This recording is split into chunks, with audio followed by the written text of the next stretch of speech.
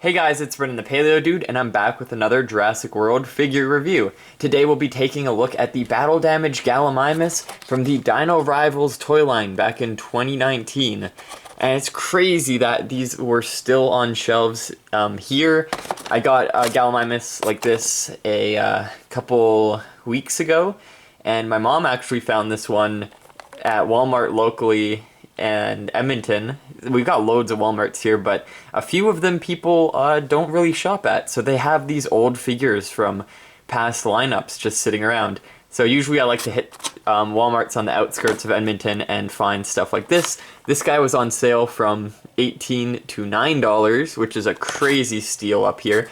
Canadian prices are insane, but yeah, I'm glad I found this because it's one of the best dinosaurs Jurassic World has made. The Gallimimus sculpt like this is phenomenal, and I love collecting this style to make a flock, because as we know, here's my Gallimimus flock. There we go. They live in big flocks, so I collect, again, this specific Gallimimus because it's the easiest to collect. The Legacy collection from the first lineup had the running Gallimimus, which has a beautiful paint job, but I wasn't able to get more than one of this figure. But when these guys came out, I decided to take advantage of that and get a whole load of them. I also love the battle damage feature. It's really nice. I don't really think it takes away from the overall sculpt and figure. In my opinion, it's a great play feature and great for photography as well. And then there's also the same color scheme version from 2018 on the basic assortment figure. So yeah, this is great. Love the arm length. They're not tucked up like the basic assortment line, and the head and neck are the perfect position, just like the original Galley. Whoop. Try and make those stand. The legs are a little gimped on this one, you can see. They're kind of bent, warped, but I'm sure I can fix that. I think this leg's kind of bent outwards, you can see. But yeah, nothing a good clamp can't fix. And I miss the Dinorivals packaging because it was such an iconic line for the fact that we got so many colorful new sculpts and repaints, as well as it was like a fighting style theme with the cards and everything.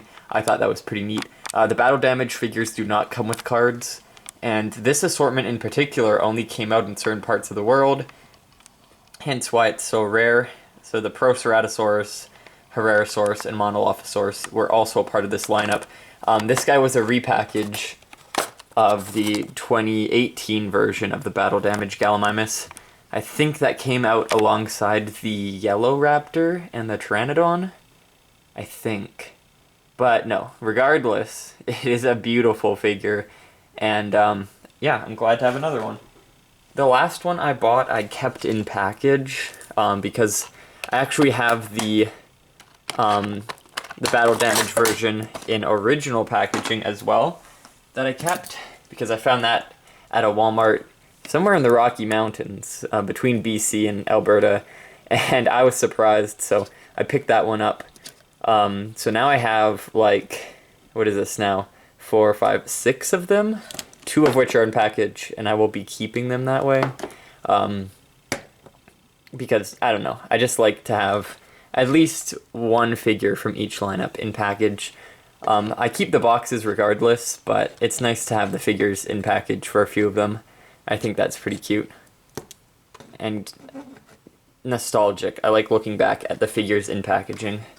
It's really nice. So there's the flock so far of the similar style galleys.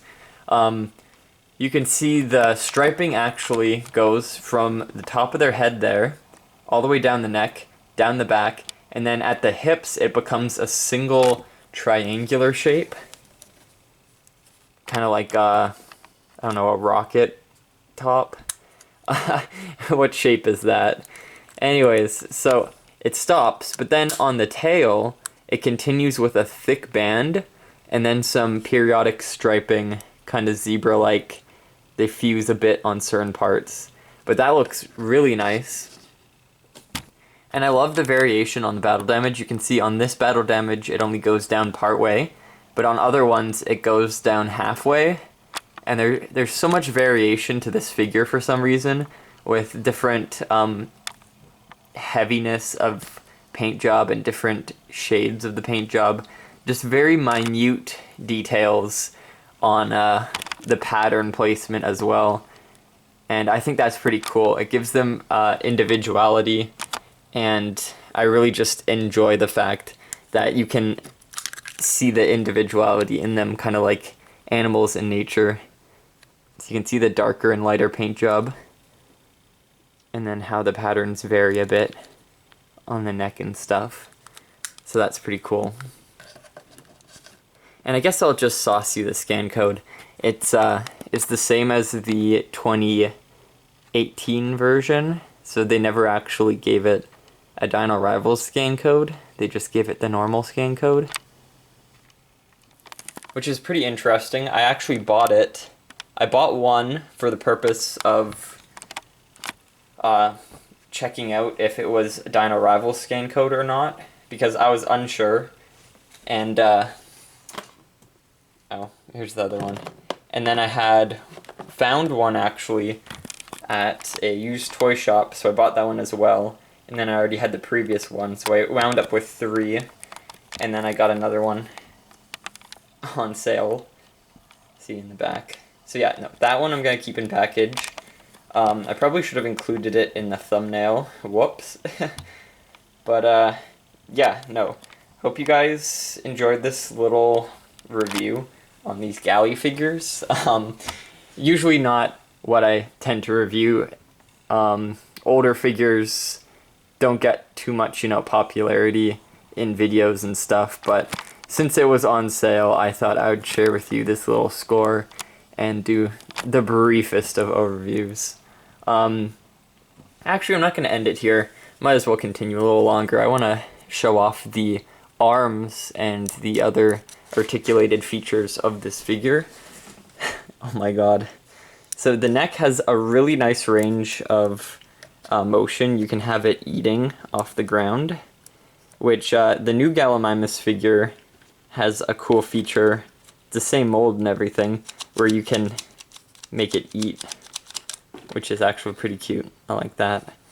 I think the tail rotates slightly as well.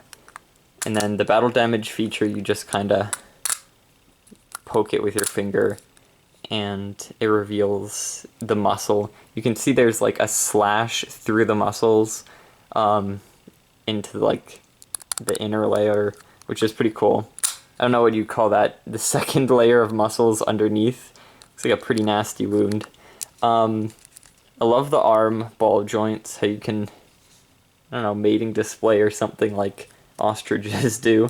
You can actually touch them together. They've got like this range where the ball joint allows for it to go slightly more inwards.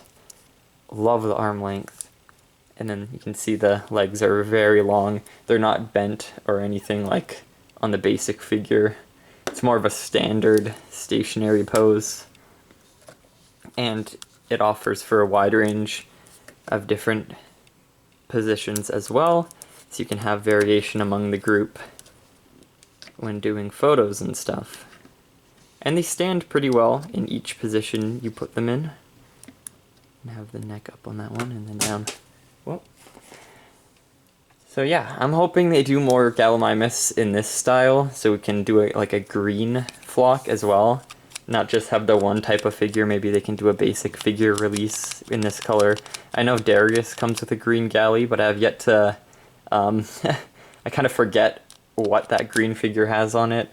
But I just recently did a big order on Entertainment Earth for all the campers. So hopefully once they restock, I'll be getting that next month, I think. So I'm excited for that. But regardless, I hope you guys enjoyed this video again. I'll be ending it now.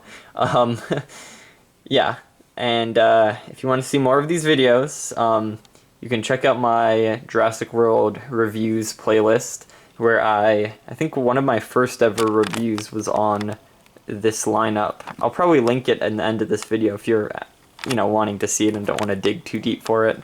So yeah, I'll see you guys all in the next one. Bye-bye.